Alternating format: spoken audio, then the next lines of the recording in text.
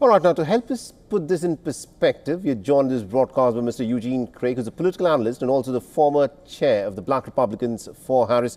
Mr. Craig, thank you very much indeed for joining us here on WION. Now, this interesting interaction that happened between Donald Trump and Cyril Ramaphosa, the South African president, a lot has been said about it. But before we get to what this interaction per se is going to signal, Donald Trump has been repeatedly talking about the persecution of white farmers, as he puts it, in South Africa.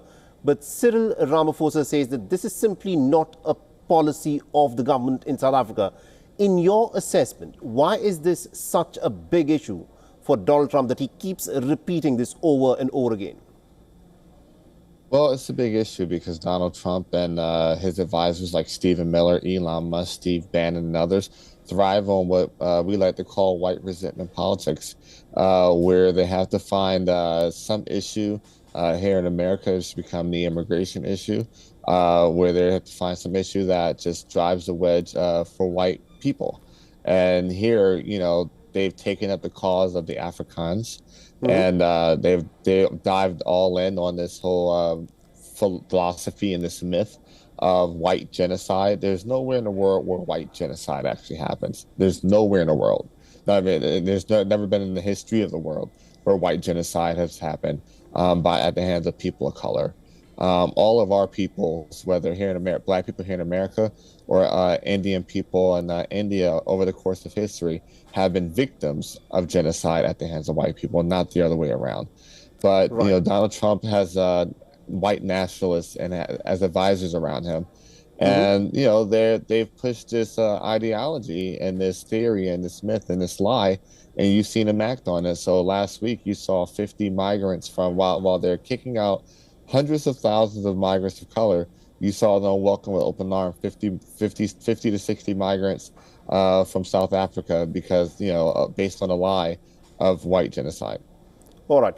Now, this is traditional American politics. It was considered that an invite to the White House to meet with the American president within the White House was considered to show as to how close the relations between the two nations were.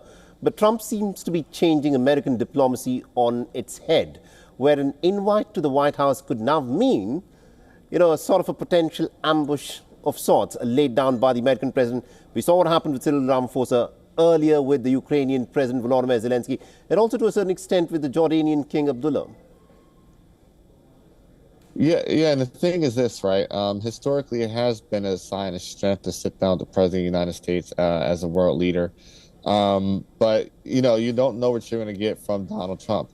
For all the talks of what Joe Biden's mental state was towards the end of his presidency, I think there should be a lot of discussions about what Donald Trump's current mental state is.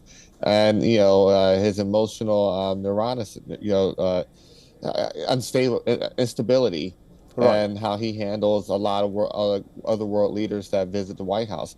When the president of Ukraine visited, right, there should have been a level of utmost respect.